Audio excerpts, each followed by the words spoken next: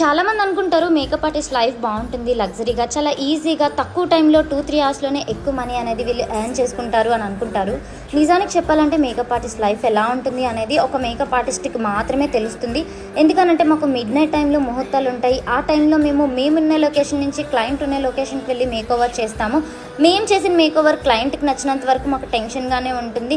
క్లయింట్కి మేము వాడే ప్రోడక్ట్ కాస్ట్ వచ్చేసరికి చాలా ఎక్కువ ప్రైస్లోనే ఉంటాయి. అదే కాకుండా మేము క్లయింట్ కోసం క్యారీ చేసే ఎక్విప్మెంట్ వచ్చేసరికి చాలా వెయిట్ ఉంటాయి. ఇవన్నీ క్యారీ చేసుకుంటూ నైట్ నిద్ర ఉండదు, టైంకి ఫుడ్ ఉండదు. ఇదంతా ఒక లెక్క అనుకుంటే చాలా మంది మేకప్ ఆర్టిస్టులకి ఇంట్లో చిన్న చిన్న పిల్లలు, ఏజ్డ్ పర్సన్స్ అండ్ చాలా ప్రాబ్లమ్స్ ఉంటాయి. వీటన్నిటిని ఇంటిలో వదిలిపెట్టి ఫేస్లో స్మైల్తో ఈ వర్క్ అనేది చేయడానికి వస్తారు.